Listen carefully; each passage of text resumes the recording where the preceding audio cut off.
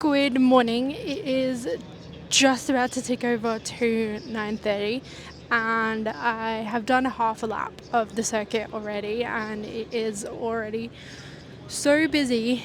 There's like so many people everywhere. There are like helicopters flying people in and out everywhere. They're just about to start the supercars qualifier in a few minutes. So I thought in the meantime I might show you what my morning has looked like. And I am here thanks to Ford. So we're going to be hanging out with them for a little bit today. And you can already hear the cars on the track. So let's quickly jump to what I did this morning and then we can go have a look at some of the qualifiers.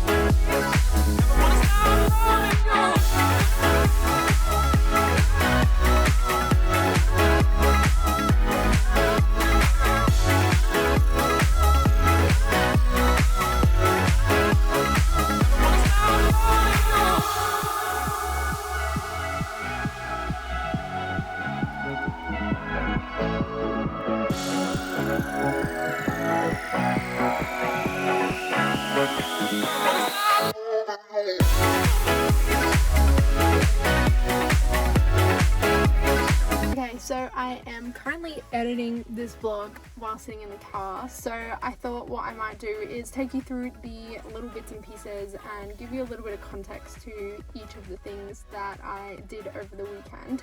So as I mentioned, we will jump into the supercars qualifying. So that normally happens the first part of the day on both the Saturday and Sunday. It is a supporting race to the Formula One Grand Prix, so it's not going to be like, they're not going to have supercars at every single Grand Prix around the world. This is just something that, from my understanding, that they do in Australia. So it was really cool to see them up close and to also see what they look like when they're converted to supercars. So let's go check out some qualifying and then we'll come back to what I did the rest of the day.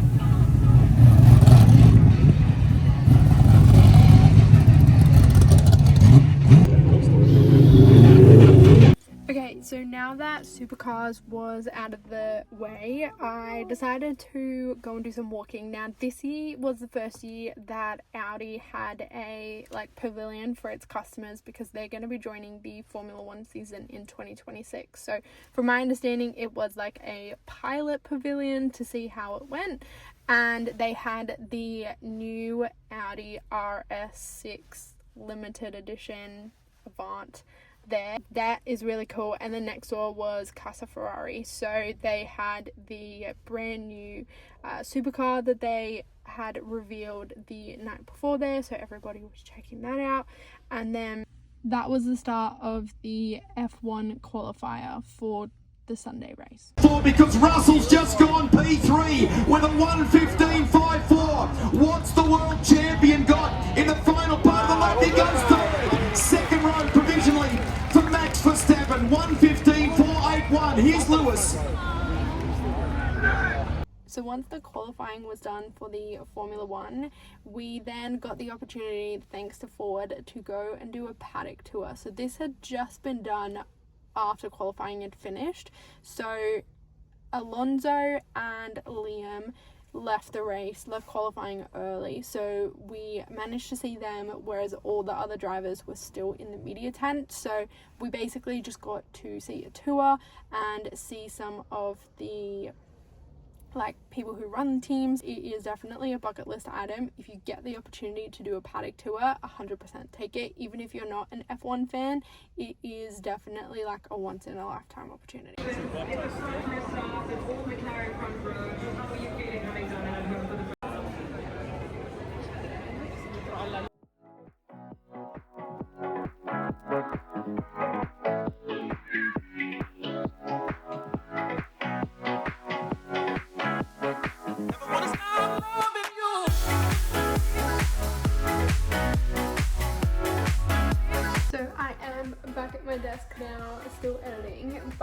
that was day one all wrapped up. It was really hot. I think it got to like 37, 38 degrees that day. So from memory, the circuit is like just over 5 kilometers, which doesn't sound like a lot, but like you can't walk it.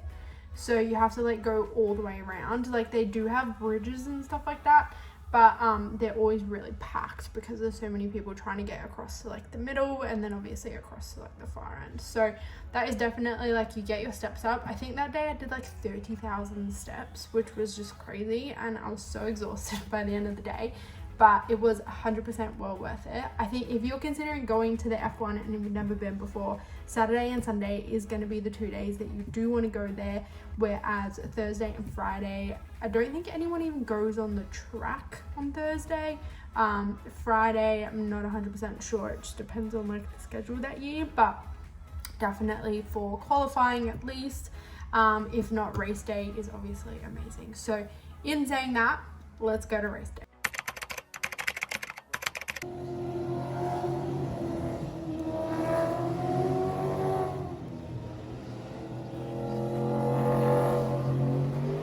Okay, so by this point it was about 10:30 or thereabouts, and the supercars race was meant to go ahead at about 10 o'clock, and because of the rain was so bad, they ended up deeming the track unsafe, so they cancelled that race.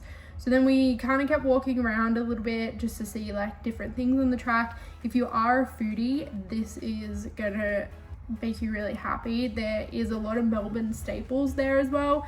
I didn't get to like go around and see everything, but where Ford was, there was a few really good places to eat. So if you are planning to go to the F1, just bear in mind food. You can bring your own food in. So if you're a family or you want to save a little bit of money or you've got allergies or whatever, that's fine, you can bring your food in. But if you are planning on eating there and drinking, it is like expect like stadium prices, if not a little bit more expensive. Like I got a Nutella croissant and a bottle of water, and that was about $20, so a little bit expensive. After the supercars was cancelled, they started the Formula 2, which is like the Division 2 of Formula 1. So we ended up finding a spot on the track which was close to gate 8 and 9, which is on the side of the city. And I think within maybe like 5 or 10 minutes, that race too got cancelled. So we ended up going around because there would have been probably like a 4 or 5 hour gap between that and maybe race time, I think, or at least 2 or 3 hours. So we had to kind of find things to do. Now, there is so much to do at the Formula 1. They have a lot of activations. There's a lot of lounges if you can get into them, like through American Express or MasterCard, Red Bull, obviously all the car brands. So if you have your way into those, you can kind of come and go as you please depending on like how many people are in there. They might have like a maximum capacity limit, but there was a cool activation with Porsche, as well as Daniel Ricciardo's like Ashanti brand. They had a rosé there, and then there was also like Formula 1 cars kind of placed everywhere, that like previous ones that you can go and see and look at up close. And then there was also a Mecca stand where they gave you like a 15-minute like, I guess, glow up, you can call it. It's like a touch up, as well as a shark like hairstyling pavilion, which you can go in there and kind of like dry your hair. So that was actually really good to not get sick, because like our hair was absolutely drenched. Like we brought umbrellas, but nonetheless like was a bit crazy. So that would be my advice also, is if you plan to go to the F1, there is a lot more to do than just F1 cars. So obviously it's not the purpose of going, but I found that they were constantly busy even when like the race was on. If we would have walked past it, there were quite a lot of people still within those actions.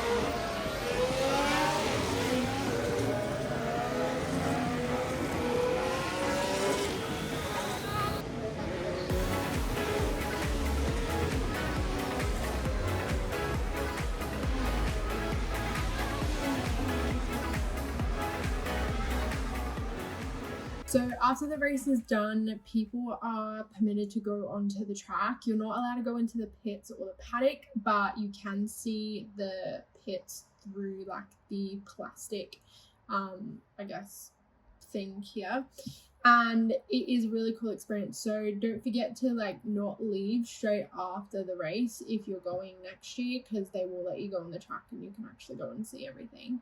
My 3 tips for going to Formula One in the future is, if you can get a grandstand ticket, definitely go and do that. That's what I'm going to do next year. I just found that general admission, going 2 years in a row, I thought next year will be different, but it wasn't. It's first in, best dress everywhere around the track, and for 90% of the day you're standing up, so it can get quite tiring, especially if you've got kids as well. Like, the barrier is actually quite high, so unless you're like on a bit of a hill, you can't physically see the cars on the track. So that would probably be my first recommendation.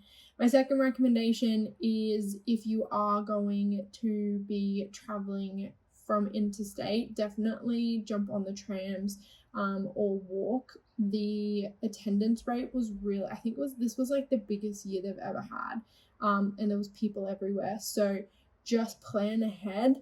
I know I went, and all 3 days that I went, I parked on Beach Road, and it was about a 10-minute walk from gate 1, and that cost me probably about $20 for the day. So it wasn't too bad, and it was like all day parking, so it didn't really matter how long I stayed.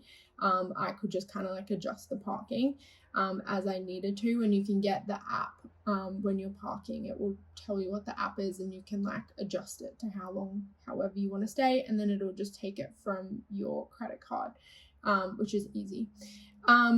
Then my third recommendation is probably just go and have fun. I think like everyone, especially when you're in general admission, it's very hard. Like, there's so many people, and especially on race day, there were so many umbrellas. So like a lot of the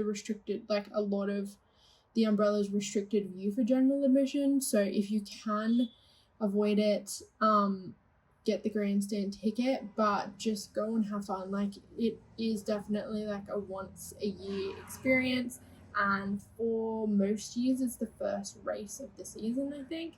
So it definitely like sets the tone for the rest of the season. So definitely highly recommend.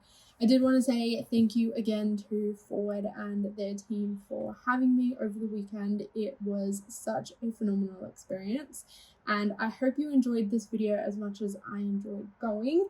And if you want to see more videos like this, let me know in the comments what you want to see next, and make sure you hit the like and subscribe button, because I have got some really cool content coming up in the coming weeks. So I look forward to seeing you there.